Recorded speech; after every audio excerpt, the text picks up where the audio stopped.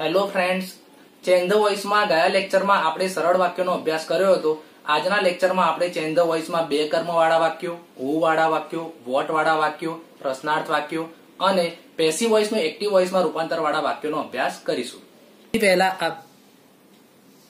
સૌથી પહેલા આપણે બે કર્મવાળા વાક્યોનો અભ્યાસ કરીએ.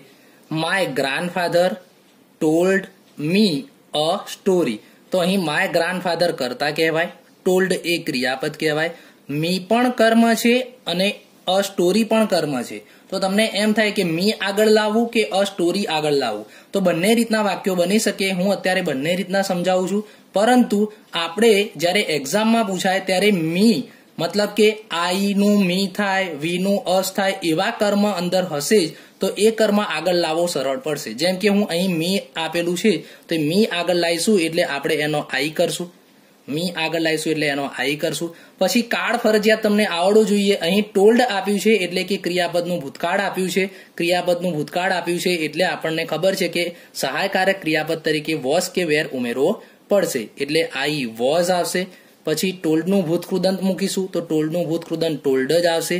પછી આ જે બીજો કર્મ છે એ લખી દઈશું, a story by my grandfather.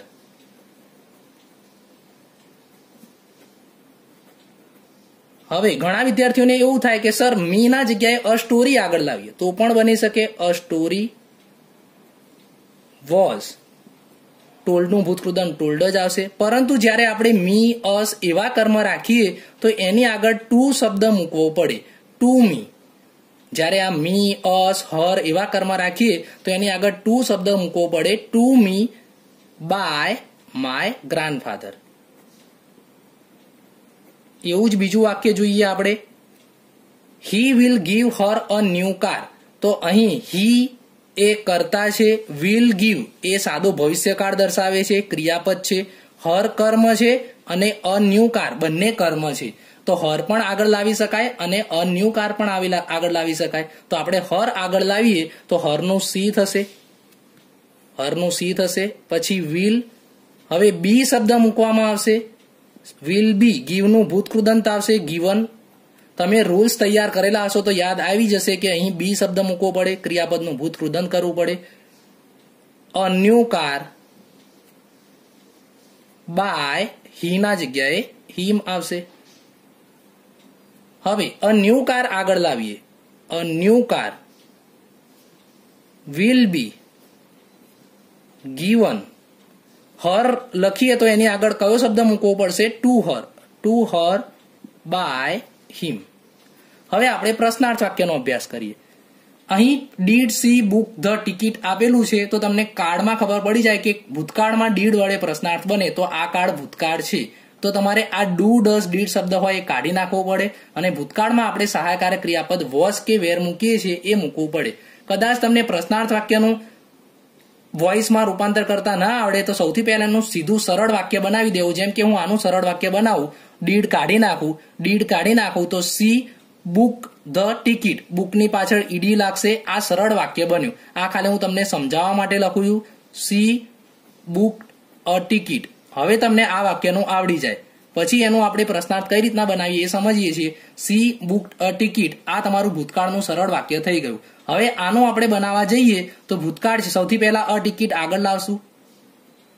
પછી ભૂતકાળ છે એટલે આપણે વોઝ કે વેર મૂકીશું. અ ટિકિટ આગળ લાવશું, વોઝ કે વેર મૂકીશું. પછી બુકનું ભૂતકૃદંત એ જ થશે, ઈડી વાળું રૂપ જ થશે, બાય સી નું હર થશે.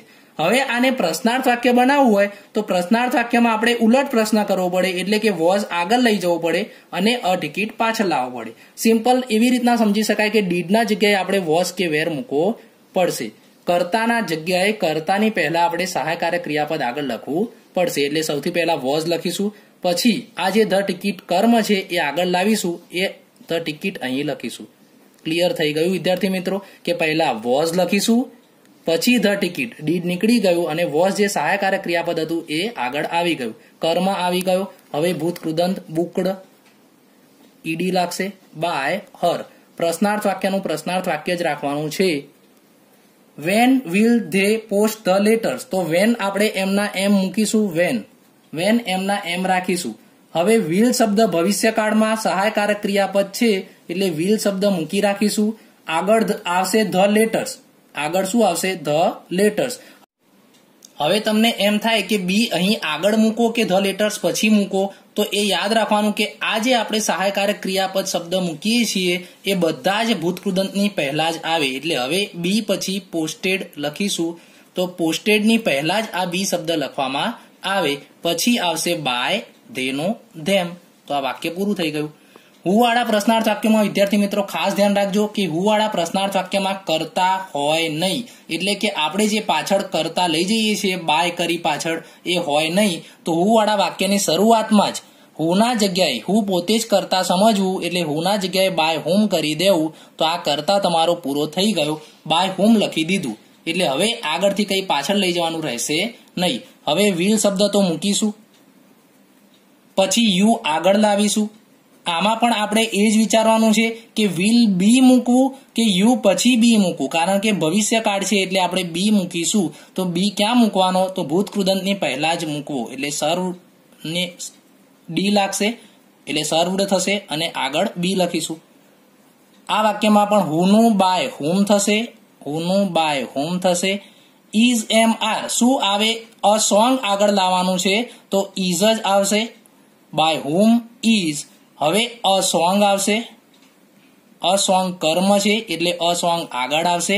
પછી અહીં તમારે સહાયકારક ક્રિયાપદ તરીકે ઇઝ આવી ગયો છે એટલે લખવાનું કોઈ જરૂર નથી. સિંગનું ભૂતકૃદંત સંગ આવશે. નાવ અન્ય શબ્દ લખીશું નાવ, અને બાય વાળું કઈ પાછળ આવશે નહીં. વોટ વાળા પ્રશ્નાર્થ વાક્યોમાં વિચારીએ તો વોટ વાળા પ્રશ્નાર્થ વાક્યોમાં કર્મ હોય નહીં, અથવા જો બે કર્મ વાળું વાક્ય હોય તો એમાંથી એક કર્મ વોટ હોય ને બીજું કોઈ કર્મ આપ્યું હોય. અહીં વોટ વાળા વાક્યમાં કર્મ આપેલું નથી. What is he hitting with the stick? તે સ્ટીક વડે શું ફટકારી રહ્યો છે, એટલે કર્મ આપ્યો નથી. એટલે પાછળથી આપણે જે આગળ કર્મ લાવીએ છીએ એ કર્મ એમ સમજવાનું વોટ પોતે જ કર્મ છે, વોટ પોતે જ કર્મ છે. એટલે વોટ કર્મ આવી ગયો. હવે પાછળથી કઈ આગળ લાવવાનું રહેશે નહીં. હવે ઇઝ લખીશું, ઇઝ લખીશું. હીનું તો બાય હિમ પાછળ થશે, હી છે કરતા, એનું બાય હિમ પાછળ થશે. હીટિંગ આપ્યું છે એટલે ચાલુ વર્તમાન કાળ છે, તો આપણે ચાલુ વર્તમાન કાળમાં વધારાનો શબ્દ બીઈંગ મૂકીએ છીએ. બીઈંગ પછી હીટનું ભૂતકૃદંત હીટ જ થાય. અન્ય શબ્દ વિથ ધ સ્ટીક બાય હીનું થશે હિમ. આર પછી વોન્ટેડ આપ્યો છે તો વોન્ટેડ ની આગળ ઇઝએમઆર આપ્યો છે એટલે પેસિવ વોઇસ ખબર પડી જાય, અને બાય હર થી પણ પેસિવ વોઇસ ખબર પડી જાય છે. તો આ પેસિવ વોઇસ છે. હવે એનું એક્ટિવ વોઇસ વાક્ય બનાવવું એટલે એકદમ સરળ છે. સૌથી પહેલા જે કરતા કર્મ વિભક્તિ તરીકે બાય હર ગયો હતો એ બાય હર આગળ આવશે, બાય નીકળી જશે અને હરનું કર્તા વિભક્તિ એટલે સી થઈ જશે. હરનું કર્તા વિભક્તિ એટલે સી થઈ જશે. ઇઝ એમ આર સાદા વર્તમાન કાળમાં વપરાય એટલે કે તમારે સાદા વર્તમાન કાળનું સરળ વાક્ય બનાવવાનું છે. એટલે કે કરતા આવશે, પછી ક્રિયાપદનું એસ કે ઈએસ વાળું રૂપ આવશે, તો વોન્ટનું એસ કે ઈએસ વાળું રૂપ વોન્ટ્સ આવશે, અને કર્મ આવશે ધ રિઝલ્ટ્સ. એકદમ સરળ વાક્યો હોય છે. એક્ટિવનું પેસિવ કરતા પેસિવનું એક્ટિવમાં એકદમ સરળ વાક્યો હોય છે. Her lunch was taken yesterday by Deval. તો બાય દેવલ છે એટલે સૌથી પહેલા આપણે દેવલ આગળ લખી દઈશું, કરતા આવી ગયો. હવે વોઝ છે એટલે ભૂતકાળમાં છે. ભૂતકાળમાં છે તો આપણે જે ક્રિયાપદ આપ્યું છે ટેકન, એ ટેકન ભૂતકૃદંત આપેલું છે કારણ કે પેસિવ વોઇસ છે, તો એનું ભૂતકાળ લખીશું. અહીં ટૂંક એટલા માટે લખવામાં આવ્યું કારણ કે આગળ વોઝ આપ્યો હતો. અહીં વોન્ટેડના એસ કે એસ વાળું રૂપ એટલા માટે લખવામાં આવ્યું કારણ કે આગળ આર આપ્યો હતો, કારણ કે આ સાદો વર્તમાન કાળનો સહાયકારક ક્રિયાપદ છે, આ સાદા ભૂતકાળનું છે એટલે ટૂંક આવશે. પછી હર લંચ આવશે, જે કર્મ આગળ છે એ પાછળ લાવી દઈશું, અને યસ્ટરડે. વિદ્યાર્થી મિત્રો ઘણા એવા વાક્યો હોય છે કે જેમાં પેસિવ વોઇસ છે તમને દેખાય નહીં, તમને એવું લાગે કે એક્ટિવ વોઇસ છે પરંતુ એકચ્યુઅલમાં પેસિવ વોઇસ હોય. જેમ કે ઇંગ્લિશ ઇઝ સ્પોકન, તો અહીં બાય વાળું પાછળ કંઈ આપ્યું નથી, તો અહીં આપણે જાતે બાય ધ પીપલ વિચારી શકાય. તમને ખબર કઈ રીતના પડે કે પેસિવ વોઇસ વાળું વાક્ય કે એક્ટિવ વોઇસ વાળું છે? તો અહીં જે ક્રિયા થતી હોય એ ક્રિયા કર્તા દ્વારા થતી હોય તો એક્ટિવ વોઇસ કહેવાય, અને કર્તા ક્રિયા ના કરતું હોય તો એ પેસિવ વોઇસ કહેવાય. જેમ કે સ્પોકન એટલે બોલવું, તો ઇંગ્લિશ જાતે બોલાય નહીં, ઇંગ્લિશ કોઈના દ્વારા બોલાય, એટલે આ પેસિવ વોઇસ છે. ટેકન એટલે લેવું, તો લંચ જાતે લેવાય નહીં, લંચ કોઈના દ્વારા લેવાય. એટલે ક્રિયાપદની આગળ જે નામ આપ્યું હોય, ક્રિયાપદની આગળ જે નામ આપ્યું હોય એ જો ક્રિયા જાતે કરતું હોય તો એક્ટિવ વોઇસ કહેવાય, નહીં તો પેસિવ વોઇસ. તો આ પેસિવ વોઇસ છે. બાય ધ પીપલ જાતે વિચારી શકાય, ઓલ ઓવર ધ વર્લ્ડ પણ આગળ વિચારી શકાય, પણ આપણે ખાલી અત્યારે બાય ધ પીપલ વિચારીએ તો ધ પીપલ આગળ આવશે. પછી ઇઝ છે એટલે સાદો વર્તમાન કાળ છે, તો સાદા વર્તમાન કાળમાં સ્પીક મૂકવામાં આવશે. ધ પીપલ બહુવચન છે એટલે એસ કે એસ વાળું રૂપ નહીં આવે, મૂળ રૂપ આવશે સ્પીક. અને ઇંગ્લિશ એકદમ સરળ છે.